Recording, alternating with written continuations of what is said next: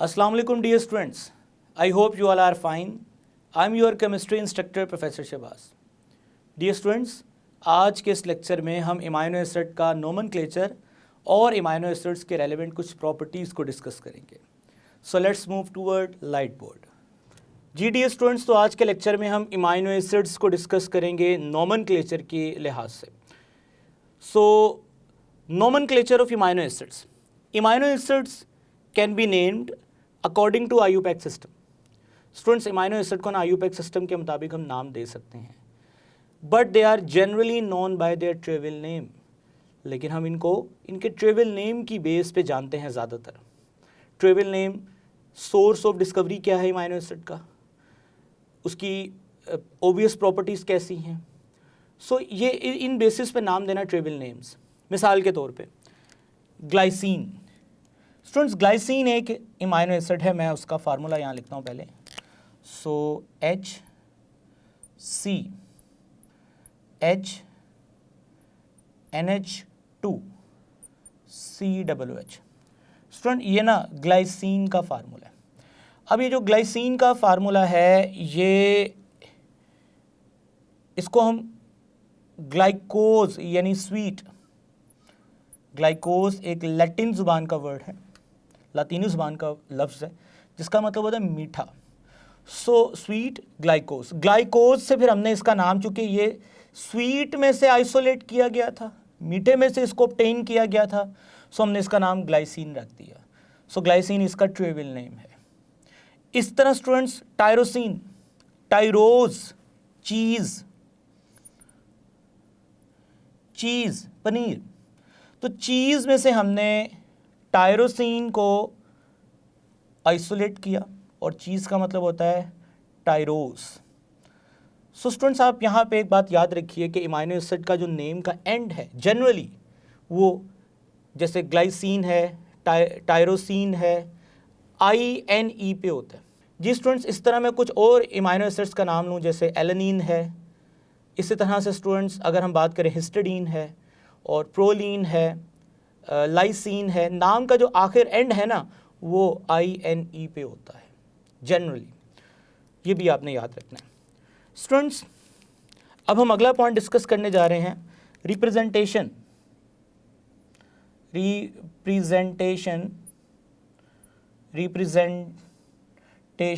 Of imino acids name. Imino acids का जो name है ना, उसकी जो रिप्रेजेंटेशन है वो क्या है. मिसाल के तौर पे ग्लाइसिन है तो हम इसको GLY एब्रीवेट कर दिया हमने, यानी फर्स्ट 3 वर्ड्स यूज़ किए हैं इसके एब्रीवेशन के लिए.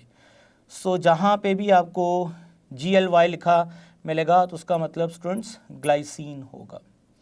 इस तरह से अगर हम टायरोसिन की बात करते हैं, TYR, ये टायरोसिन. ठीक है. इस तरह से अगर मज़ीद बात करें, ALA, एलेनीन. तो स्टूडेंट्स, जो फर्स्ट 3 लेटर्स हैं हम उनको एब्रीवेट करते हैं और रिप्रेजेंट करते हैं इमाइनो एसिड को जनरली उनके एब्रीवेशंस के अंदर. आई होप कि नोमेनक्लेचर में जो बातें की गई हैं वो मैंने आपके साथ कर दी हैं, आपको समझ आ गई हैं. अब चलते हैं मज़ीद कुछ इमाइनो एसिड्स के नेम्स की तरफ. जी डियर स्टूडेंट्स, तो आप टेबल देख सकते हैं. उस टेबल में आपको 4 कॉलम्स नज़र आ रहे हैं. पहला कॉलम नेम, फिर नेचर, एब्रीवेशन एंड उसका स्ट्रक्चरल फार्मूला. तो स्टूडेंट्स, ग्लाइसिन एक न्यूट्रल इमाइनो एसिड है. एब्रीवेट हम करते हैं GLY और स्ट्रक्चरल फार्मूला आपके सामने है. इसी तरह से एलेनीन न्यूट्रल नेचर है, एब्रीवेट करते हैं ALA, स्ट्रक्चर आपके सामने है. विलाइन स्टूडेंट्स न्यूट्रल इमाइनो एसिड है, VAL और स्ट्रक्चर आपके सामने है. प्रोलीन न्यूट्रल इमाइनो एसिड है, PRO और स्ट्रक्चर आपके सामने है. और मैंने ये प्रीवियस लेक्चर में भी बताया था कि इसका जो स्ट्रक्चर है वो साइक्लिक होता है. स्टूडेंट्स, अस्पार्टिक एसिड अगेन आप देख सकते हैं एसिडिक नेचर है, लास्ट लेक्चर में आपको बताया था. और आप देख सकते हैं इसमें 2 कार्बोक्सिलिक ग्रुप हैं. Glutamic acid acidic nature, GLU abbreviate करेंगे इसको। और अगेन आप देख सकते हैं 2 कार्बोक्सिलिक ग्रुप मौजूद हैं इसमें। Lysine basic nature, LYS 2 imino group मौजूद हैं, so basic nature. Histidine basic nature. Student structure आपके सामने है सबके। सो ये नेम, फार्मूलाज और इनके स्ट्रक्चर्स आपको आने चाहिए, ये पेपर में MCQ पूछा जा सकता है। जी डी स्टूडेंट्स, अब हम मूव करते हैं लाइट बोर्ड की तरफ। जी स्टूडेंट्स, आपने ब्लैक बोर्ड पे एक टेबल देखा जिसमें हमारे सिलेबस में मौजूद अमीनो एसिड्स के स्ट्रक्चर्स जो थे हमने उनको डिस्कस किया। अब हम चलते हैं नेक्स्ट पॉइंट की तरफ, which is structure of amino acids. Structure of amino acid. अब स्ट्रक्चर ऑफ अमीनो एसिड में स्टूडेंट्स सबसे पहले जो चीज़ हम पढ़ने जा रहे हैं वो ज़्यूटराइन या डाईपोलराइन। ये क्या होता है, हम इसके बारे में बात करते हैं। स्टूडेंट्स, फॉर एग्जांपल हमारे पास एक अमीनो एसिड है NH2 कार्बन, हाइड्रोजन एंड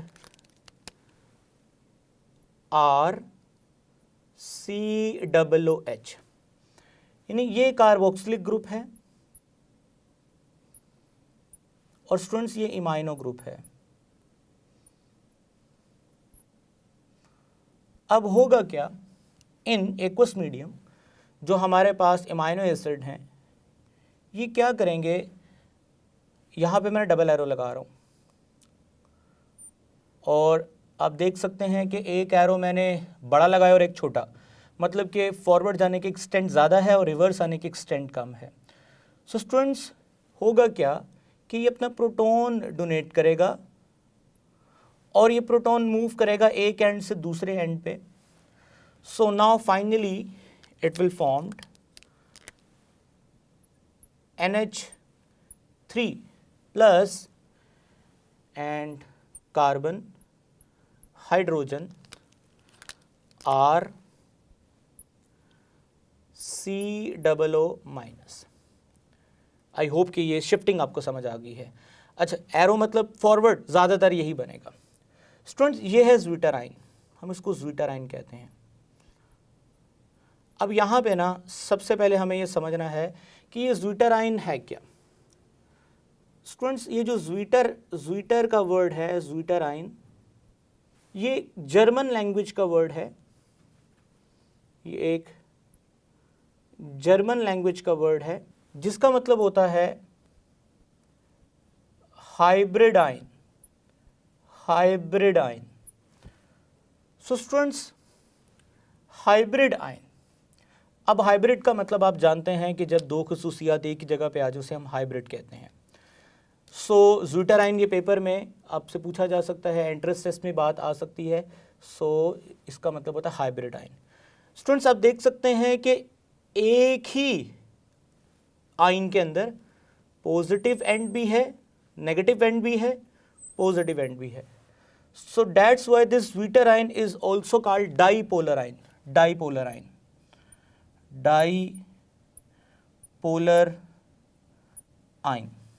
उसके अलावा स्टूडेंट्स, इसको ना इंटरनल साल्ट भी कहते हैं, so they also called internal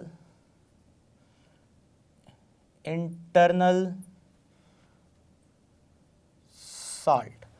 अब ये इंटरनल साल्ट क्यों कहते हैं, पहले हम इसको समझते हैं। स्टूडेंट्स, नॉर्मली जो सॉल्ट है हम उसमें यही पढ़ते हैं कि when ever acid react with base they will formed salt. अब एसिड जो है नॉर्मली वो प्रोटॉन डोनेट करता है और बेस जो है वो नॉर्मली OH डोनेट करता है, और इनके मिलने से वाटर और साथ में क्या बनता है, लेट्स से एसिड से Cl माइनस आया, बेस से Na+ आया, तो ये मिलकर क्या बनता है, सॉल्ट बनता है। तो स्टूडेंट्स, अगर आप नोटिस करो तो इसका ये जो ग्रुप था ये एसिडिक ग्रुप था और ये जो ग्रुप था वो बेसिक ग्रुप था। So with in a formula, with in a structure, एक एसिडिक एंड है, एक बेसिक एंड है। सो एसिडिक एंड ने प्रोटॉन रिलीज किया, बेसिक एंड ने प्रोटॉन एक्सेप्ट किया। सो ये एसिड है, ये बेस है। सो इनके शिफ्ट होने की वजह से ये जो हमारे पास प्रोडक्ट बनी है, सो ये एक किस्म का एसिड बेस का रिएक्शन है जिससे ये प्रोडक्ट बनी है। So that's why this product is also called internal salt. With in a structure salt create हुआ है, so that's why this is called internal salt. Students, कुछ बुक्स में तो ये भी मेंशन किया गया है, हम इसको पीपीटी यानी इसके प्रेसिपिटेट्स भी बना सकते हैं और इसको सेपरेट भी कर सकते हैं। सो आई होप कि आपको ज़्विटराइन जो है वो समझ आ गया है। स्टूडेंट्स, अब एक और बात यहाँ पे मेंशन करूँगा कि जो हमारे पास अल्फ़ा इमाइनो एसिड्स हैं, अल्फ़ा इमाइनो एसिड्स, वो यानी कि जहाँ पे अल्फ़ा कार्बन के साथ ही इमाइनो ग्रुप होगा वहाँ पे शिफ्टिंग बहुत इजी हो जाएगी। सो अल्फ़ा इमाइनो एसिड्स जो हैं वो जनरली ज़्विटराइन की फॉर्म में ही एग्जिस्ट करते हैं। सो 2 नंबर का आपको सवाल आएगा, ज़्विटराइन क्या है, आप उसको डिफ़ाइन करेंगे। और स्टूडेंट्स, आप लोगों ने ये चैप्टर 7 में बात पढ़ी है, और टाउटोमरिज्म, इस फिनोमेना का नाम क्या है, tautomerism, shifting of proton from one end to another end, उससे जो स्ट्रक्चर चेंज हो रही है उसे हम टाउटोमरिज्म भी कहते हैं। सो ये पुरानी बात थी, इसमें कोई नई चीज़ ऐड करने वाली अब नहीं रही। स्टूडेंट्स, अब हम आगे मूव करते हैं नेक्स्ट पॉइंट की तरफ, which is acidic and basic nature of imino acid. यानी इमाइनो एसिड की एसिडिक और बेसिक नेचर के बारे में बात करने वाले हैं। स्टूडेंट्स, सबसे पहले हम यहाँ पे इमाइनो एसिड को लिखते हैं, जैसे कि मैंने ऊपर भी लिखा, NH3 plus carbon hydrogen R and COO minus. Now this is also called internal salt, जो कि मैं बता चुका हूँ। अब जब आप इसमें स्टूडेंट्स एसिड ऐड करते हो, डेफिनेटली ये सारा कुछ एक्वस मीडियम के अंदर हो रहा है। सो नॉर्मली जो हमारे पास अल्फ़ा इमाइनो एसिड्स हैं वो ज़्विटराइन की फॉर्म में ही अपने आप को रखेंगे। सो एसिड का काम क्या है स्टूडेंट्स? एसिड का काम है प्रोटॉन यानी H प्लस क्या करना, रिलीज करना। माइनस का मतलब यहाँ पे रिलीज करना। तो स्टूडेंट्स, अब जब एसिडिक मीडियम के अंदर हम यहाँ पे इमाइनो एसिड को रखेंगे, तो इमाइनो एसिड का ये जो COO माइनस एंड है, ये स्टूडेंट्स प्रोटॉन को क्या करेगा, प्रोटॉन को रिसीव करेगा, और प्रोटॉन को रिसीव करने के बाद they will convert into NH3 plus CH R COOH, यानी इसने प्रोटॉन क्या किया, रिसीव किया। स्टूडेंट्स, आप लोगों ने ना छोटी क्लासों में शायद ये पढ़ रखा था कि जो एसिडिक कंपोनेंट होता है, सो एसिडिक कंपोनेंट जो है वो प्रोडक्ट में जब जाता है, सो हम उसको कॉन्जुगेट बेस का नाम देते थे, कॉन्जुगेट बेस का नाम देते थे। इसी तरह जो एसिडिक जो बेसिक ग्रुप था, हम उसको कॉन्जुगेट एसिड का नाम देते थे। सो कॉन्जुगेट एसिड का नाम देते थे। स्टूडेंट्स, ये बात आपने याद रखनी है कि हमारे पास जो ज़्विटराइन के अंदर COO माइनस है, अब ये एसिड का रिलीज करदा प्रोटॉन ये एक्सेप्ट करेगा। अब आप लोगों ने छोटी क्लासों में एसिड बेस के कॉन्सेप्ट पढ़ रखे हैं। जो स्पीशी प्रोटॉन एक्सेप्ट करती है, बेसिक नेचर। सो स्टूडेंट्स, हम यहाँ पे ये लिखेंगे कि हमारे पास जो COO माइनस ग्रुप है, ये इमाइनो एसिड के अंदर बेसिक नेचर क्रिएट करता है, और ये एसिड से निकलने वाले प्रोटॉन को क्या करेगा, गेन करेगा। उसके अलावा स्टूडेंट्स, हम यहाँ पर एक और पॉइंट मेंशन करेंगे, in acidic solution cation is formed। Cation is formed. Very important, आप नोटिस करें कि ये एसिडिक मीडियम के अंदर प्रोटॉन इसने गेन कर लिया, ये न्यूट्रल हो गया, बाकी ये पॉजिटिव रहा तो कैटायन फॉर्म्ड हुए ना एंड पे। सो दोबारा बता रहा हूँ कि जो हमारे पास इमाइनो एसिड होते हैं इन एक्वस मीडियम ओबियसली वो ज़्यूटाराइन की फॉर्म में एग्जिस्ट करेंगे, हम उसमें एसिड डालेंगे। जैसे हम एसिड डालेंगे तो इमाइनो एसिड का जो बेसिक पार्ट होगा वो एसिड के साथ मिलेगा और न्यूट्रल हो जाएगा। और बेसिक करेक्टर है किसकी वजह से? COO- माइनस ग्रुप की वजह से बेसिक नेचर क्रिएट करता है और एसिडिक सोल्यूशन के अंदर कैटायन फॉर्मेशन होती है। स्टूडेंट अब हम चलते हैं, ये तो हमने बेसिक नेचर पढ़ी, अब हम एसिडिक नेचर पढ़ते हैं। इसी तरह से स्टूडेंट्स अगर हम इमाइनो एसिड यानी NH3 plus CH R COO minus, अब हम इसमें बेस ऐड करने वाले हैं। स्टूडेंट हम इसमें क्या ऐड करने वाले हैं? बेस ऐड करने वाले हैं, यानी OH माइनस बेस। अब ये OH माइनस जो है ये बेस ऐड की है, अब ये OH माइनस के साथ कौन इंटरेक्ट करेगा? अभी मैंने बताया कि जो एसिडिक ग्रुप था अब वो कॉन्जुगेट बेस है, जो बेसिक ग्रुप था वो कॉन्जुगेट एसिड है। तो स्टूडेंट्स ये कॉन्जुगेट एसिड है और ये कॉन्जुगेट बेस है। सो इसका मतलब है कि ये प्रोटॉन डोनेट करेगा और जो OH के साथ मिलकर स्टूडेंट क्या बनेगा? वाटर। ठीक है, और बाकी आपके पास क्या रहेगा? NH2 carbon H R COO minus. तो we can say that NH3 group जो है ये स्टूडेंट्स एसिडिक नेचर क्रिएट करता है। सो नेक्स्ट पॉइंट उसी तरह जिस तरह हमने ये मेंशन किया था, इन बेसिक सॉल्यूशन, जी in basic solution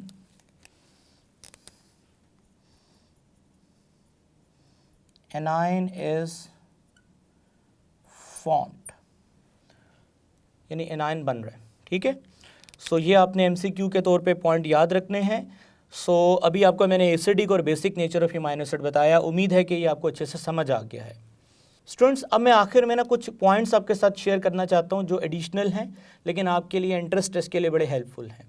so students हम वापस आते हैं शुरू में।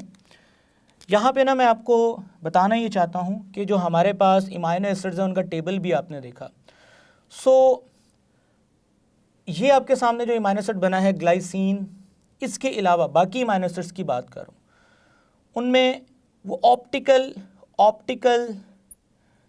एक्टिव इमाइनो एसिड्स हैं। अच्छा, मैं इस पॉइंट को नज़र एक्सप्लेन करना चाहता हूँ। ऑप्टिकल एक्टिविटी जो है ना, ये स्टूडेंट्स आपने वैसे तो ये MD कैट का डिटेल टॉपिक है, थोड़ा इसके बारे में मैं अभी यहाँ बता दूँ। स्टूडेंट्स याद रखिए ऑप्टिकल एक्टिव का मतलब दोज कंपाउंड्स, लेट्स से मेरे पास एक कंटेनर में कंपाउंड पड़ा है और मैं इसमें से प्लेन पोलराइज्ड लाइट पास करता हूँ, प्लेन पोलराइज्ड लाइट। अब ये जो प्लेन पोलराइज्ड लाइट है ये इसको कैसे प्रोड्यूस किया जाता है वो एक अलग बहस है। ये प्लेन पोलराइज्ड लाइट जो है ये ऑप्टिकली एक्टिव कंपाउंड क्या करेगा, इस लाइट को या तो लेफ्ट साइड पे या राइट साइड पे, ठीक है ना, ये मोड़ सकता है। अब हमारे सामने ना यहाँ पे एक पोलैरोमीटर होता है जो इस लाइट को चेक करता है कि लेफ़्ट पे है या राइट पे है। स्टूडेंट लेट्स से अगर ये लेफ़्ट पे है, सो ये बात आपने फर्स्ट ईयर में पढ़ी है, अगर ये लाइट लेफ़्ट साइड पे जा रही होगी तो जो लेफ़्ट वाला एरिया है वो स्टूडेंट्स ब्राइट रहेगा और राइट वाला यानी इधर वाला जो हिस्सा है वो डार्क रहेगा। और अगर ये राइट साइड पे आ रही होगी तो इधर वाला हिस्सा ब्राइट रहेगा और इधर वाला हिस्सा स्टूडेंट्स क्या रहेगा, डार्क रहेगा। सो यानी सॉल्यूशन उसमें से लाइट पास की, देख लेंगे कि कौन सा हिस्सा ब्राइट है कौन सा हिस्सा डार्क है। अगर ये वाला ब्राइट है तो समझ लेंगे लाइट जो है वो लेफ्ट साइड पे यानी लीवो रोटेटरी है ये अच्छा अगर ये राइट साइड पे है, लेफ्ट लीवो राइट पे है तो डेक्स्ट्रो रोटेटरी है। सो स्टूडेंट्स अब ऑप्टिकली एक्टिव होने के लिए ना कायरल कार्बन होना चाहिए, कायरल कार्बन, कायरल कार्बन होना चाहिए। अब कायरल कार्बन क्या होता है? ऐसा कार्बन जो एसिमेट्रिक कार्बन भी उसे कहते हैं, और ऐसा कार्बन जिसके इतराफ में लगी हुई चारों चीज़ें जो हैं वो डिफरेंट हों।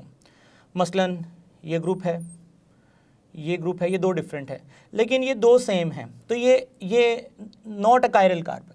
सो मैंने पहले ही बोला कि ऑप्टिकली एक्टिव इमाइनो एसिड्स हैं सिवाय ग्लाइसिन के। ग्लाइसिन जो है वो नॉन एक्टिव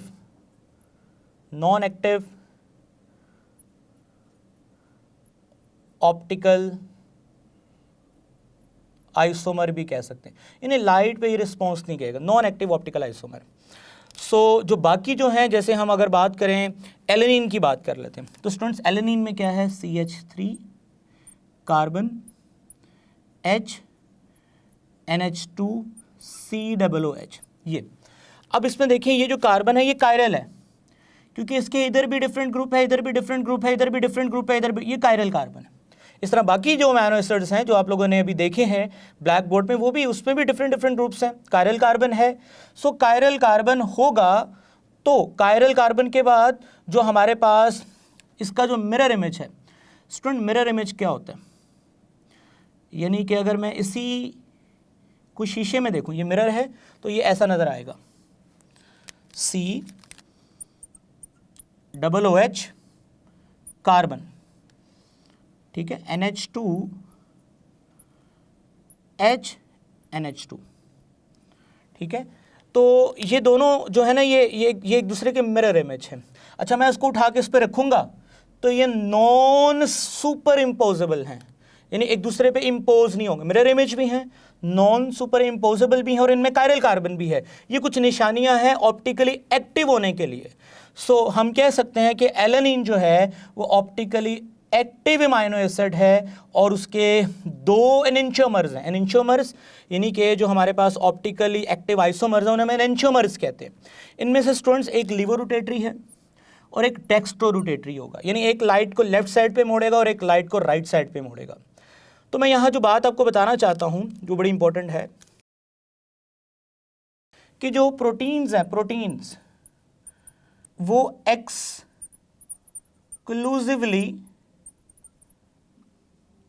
लीवो रोटेटरी इमाइनो एसिड्स से मिलकर बनती हैं। ये बात आप एंट्री टेस्ट में आ सकती है, इसलिए मैंने थोड़ा सा आपको ये बताया कि जो हमारे पास ऑप्टिकली एक्टिव इमाइनो एसिड्स हैं, ग्लाइसिन नहीं है, मैंने उसकी वजह बताई। बाकी जो है उनमें कायरल कार्बन है, कायरल कार्बन है। Super imposable, non super imposable जो हैं वो हमारे पास उनके मिरर इमेज हैं, एनेंटियोमर्स कहते हैं हम इन्हें। डिटेल आपको ना MD-CAT में इसकी अलग से पता चलेगी। सो ये लीवो डेक्स्ट्रो मैंने बताया। सो जो लीवो वाले होंगे ना, वो प्रोटीन में एक्सक्लूसिवली प्रोटीन में लीवो इमाइनो एसिड्स पाए जाते हैं। सो आई होप स्टूडेंट्स कि आज के लेक्चर में आपको नोमेनक्लेचर, ज़्वीटराइन क्या होता है, एसिडिक बेसिक नेचर क्या होती है, और उसके अलावा मैंने आपको जो आखिरी पॉइंट बताया वो आपको समझ आ गया होगा। इंशाल्लाह ताला नेक्स्ट लेक्चर में हम इमाइनो एसिड की सिंथेसिस पढ़ेंगे। तब तक के लिए मुझे इजाज़त दें। टेक केयर, अल्लाह हाफिज़।